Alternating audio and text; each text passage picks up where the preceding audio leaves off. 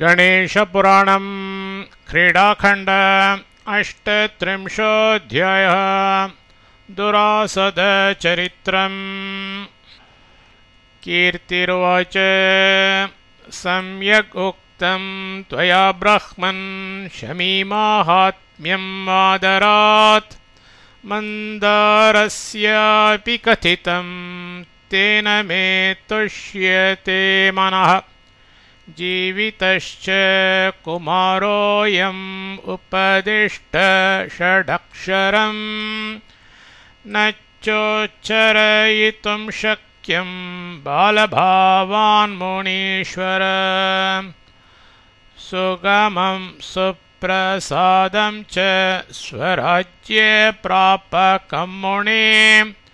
जप्तं शक्यं बालकेन मन्त्रमस्मै देशाधुना। मुनिरुवाच सम्यक् दृष्टा तव मतिर्गजानन पदाम्बुजे अतोऽहमस्य दास्यामि निजं मन्त्रं सुखप्रदम्। सर्वस्य जगतो हेतुर्नाम यच्चतुरक्षरम् शुभाशुभस्य च द्रष्टुर्दुष्टदैत्यहरस्य च। सर्वधर्मपरित्रातुर्दिवोदासोपकारिणः द्विजरूपधरस्यापि वाराणस्यां स्थितस्य विश्वेश्वरस्य विमुक्तप्राप्त्यै यत्नं प्रकुर्वतः सर्वान्तर्यामिनश्चापि विश्वेश्वरनुतस्य जगत् पालनार्थाय जनार्दननुतस्य च ध्यातस्य पूजितस्यापि ब्रह्मणा सृष्टिहेतवे अर्चितस्य शिवेनापि सर्वसंहारहेतवे पुलोमजाधवेनापि पूजितस्य सुभक्तितः दैत्यानां निधनार्थाय देवराज्य सुखाप्तये सूर्येण वरुणेनापि शशिना च यमेन च अग्निना वायुना स्वस्वगुणोत्कर्षाय पूजितः बृहस्पत्युषनोभ्यां च स्वस्वोत्कर्षाय पूजितः शेषेनाराधितो दुण्डीर्धराधरणहेतवे गन्धर्वकिन्नरायक्षाः सिद्धचारणराक्षसाः ऋषय पशवः सर्वे स्थावरा जङ्गमाशुभाः आराधयन्ति विश्वेशं स्वस्वकार्यार्थसिद्धये अपार गुणपारोऽयं दुण्डीराजोऽखिलेश्वरः गुणान्तं न ययुर्यस्य ब्रह्मविष्णुशिवादयः तस्मिंस्तु पूजिते भक्त्या शमीपत्रेण भावतः पुत्रस्ते भविता राज्ये भागी शत्रूणि बर्हणः। कीर्तिरुवाच श्रुतो मे महिमा ब्रह्मन् ढुण्डिराजाश्रयोऽखिलः किं कर्म कथमुत्पन्नः कस्यांश्च किं पराक्रमः केनास्य च कृतं नाम केनासौ पूजितः पुरा। इमं मे संशयं ब्रह्मन् छेत्तुमर्हस्य शेषतः। मुनिरुवाच सम्यक् पृष्टं त्वया भद्रे ज्ञानाधिकतया शुभे भक्त्या निवेदितश्चयं संशयस्मं नोदामि ते यथा दुरासदो दैत्यो हतो नेनतो राक्षसाः मायावतारो मोहाय यातो दिवो दासं नृपम् अविमुक्तं समानीतो यथा विश्वेश्वरो हरः ढुण्डिराजेति नामास्य येन जातं नृपाङ्गणे तत्सर्वं कथयिष्यामि यथा स्कन्दाच्छ्रुतं मया अगस्त्याय कथयता शृणुष्वैकमणाशुभे स्कन्द उवाच शृणुष्वावहितो ब्रह्मन् अविमुक्ताश्रयां कथाम् यस्य श्रवणमात्रेण सर्वपापैः प्रमुच्यते कश्यपाय हरिप्राह सृजनानाविधः प्रजाः प्ररूढनपससोऽथ ससृजे झारझा प्रजाः एकविंशतिसहस्रमण्डजा स्वेदजास्तदा उद्भिज्जाश्चैव तावन्त्यो मानुष्यं तासु दुर्लभम् पुण्येन लभते तच्च ब्राह्मण्यं बहु पुण्यतः तच्चेत् संरक्षितं सम्यक् धर्माधर्मव्यवस्थया ददाति परमं स्थानं यद्गत्वा न निवर्तते चतुराशीतिलक्षेषु नो चेत् पतितजन्मसु दुराचारा नरायाम्य यातनासु पतन्ति वै कर्मक्षये ततो जाते बहुकालेन ते पुनः मृत्युलोकं समायान्ति काणाकुब्जादरिद्रिणः तदेषामनुकम्पार्थं ब्रह्मेशानादयः सुराः ऋषयश्च महाभागा नानातीर्थानि चक्रिरे क्षेत्राणि च महार्हाणि प्राणिपापहराणि च विलयन्त स्थितास्तत्र पापं देवर्षयस्तदा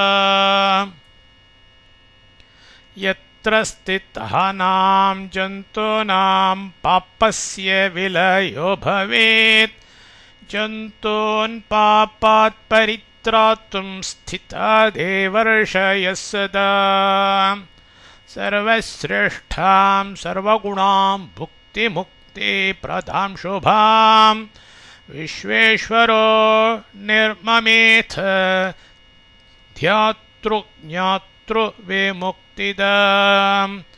सर्वतीर्थमयीं रम्यां नाम्ना वाराणसीं पुरीं यत्र चक्रे सरख्यातं विष्णुना प्रभविष्णुना तपस्यता कृतं चारु स्नानमात्रेण मुक्तिदम् यद्दृष्ट्वा कन्धराकम्पाच्छिवस्य कुण्डलान्मणिः पतितस्तत्र सञ्जाता नाम्ना सा मणिकर्णिका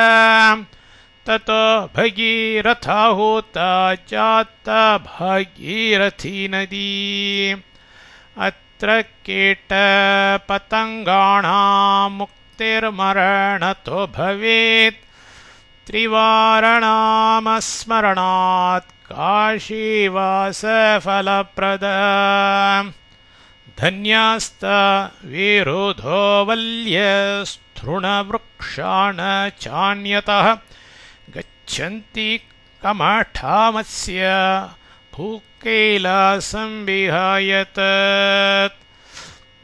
नित्यं यत्र स्थितो शम्भुर्नानारूपोत्तरूपवान् रवि शशि हरिर्ब्रह्मा स एव गिरिजापतिः विनायकशक्तिरूपः कारणं जगतोऽपि सः प्रलयेऽपि त्रिशूलाग्रे ध्रियते येन काशिका एकोऽयं पञ्चधा जातो लोकानुग्रहकाम्यया भक्तो यां यां ध्याति मूर्तिं सा तेन ध्रियते क्षणात् अत्रयो मनुते भेदं सोऽवीचिर्लभते नरः स्तुतिमेकत्र निन्दां वा परत्रयसमाचरेत् स याति नरकाणिकविंशतिं बहुवत्सरम् अतो भस्मासुरसुतः ख्यातो नाम्ना दुरासदः स शुक्रमुपसङ्गम्य विद्यां पञ्चाक्षरीमगात् दिव्यवर्षसहस्रं स एकाङ्गुष्ठस्थितोऽभवत् निराहारः काष्ठभूतः स वल्मीकोऽस्थिशेषवान् नेत्रमात्रवशिष्टोऽसौ जजाप परमं मनुम् आययौ तं वरं दातुं तत्क्लेशपरितोषितः दशबाहो पञ्चवक्त्रो रुण्डमालाविभूषितः त्रिशूलं डमरुं बिभ्रजटाजोटविभूषितः गङ्गाधरस्त्रिनयनश्चिताभस्माङ्गलेपनः वृषध्वजो वृषारूढः शशिरेखाविभूषितः अपर्णाङ्ककृपाविष्टो जगाददैत्यपुङ्गवम् शिव उवाच उत्तिष्ठोत्तिष्ठ भद्रं ते तपसा क्लेशितो भृशम् ईप्सितं ते प्रदास्यामि वरयस्व हृदि स्थितम् क उवाच तत उन्मील्य नयने बद्ध्वाञ्जलिपुटोऽसुरः प्रणम्य परितुष्टव वरदं तं महेश्वरम् त्वं जगत्कारणं देव परमानन्दविग्रहः क्षराक्षरातीततनोर्गुणत्रयविकारकृत् गुणातीतो ज्ञानमयो व्यक्ताव्यक्तविधानवेत् मुनिध्येयतनुस्सर्वभक्तानुग्रहकारकः ब्रह्माण्डानामनन्तानां हेतुश्रेयस्करः सताम् अखण्डानन्दपूर्णस्त्वम् अमोघफलदायकः सर्वाधार सर्वसः सर्वशक्त्युपबृंहितः पृथिवी वायुसलिल वह्नि तेजस्वरूपवान् अद्य धन्यं तपोनेत्रे पितरो जन्म ते यतः दृष्टं स्वरूपं साक्षान्मे गतं पापं लयं परम् योगी हृच्छ्रुतिवाचो यो गोचरो न कदाचन इदानीं वरये देव तन्मे त्वं धातुमर्हसि शिव उवाच निःशङ्कवरयाशु त्वं सर्वं दास्येति दुर्लभम् स्तोत्रेण तपसा चैव प्रणयेन सुतोषितः मुनिरुवाच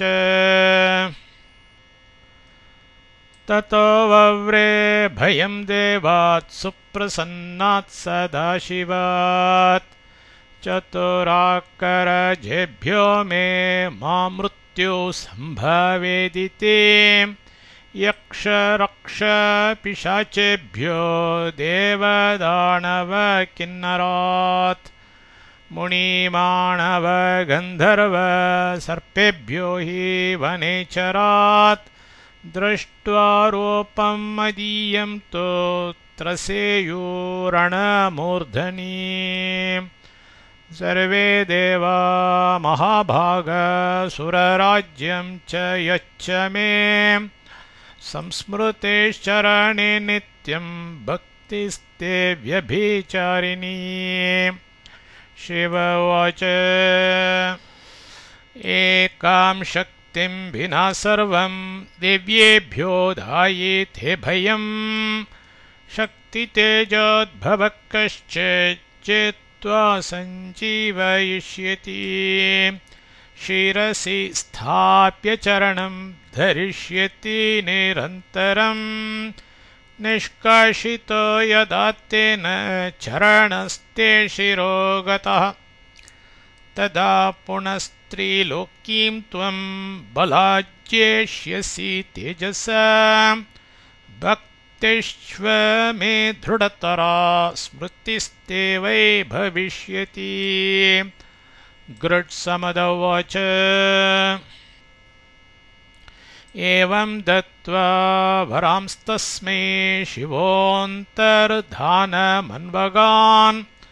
दुरासदोऽपि स्वगृहम् आययो हर्षनिर्भरः इदं स्तोत्रं पठेद्यस्नु सर्वान् कामान् अवाप्नुयात् इदं स्तोत्रं पठेद्यस्नु सर्वान् कामान् अवाप्नुयात् इति श्रीगणेशपुराणे क्रीडाखण्डे बालचरितेष्टत्रिंशोऽध्यायः।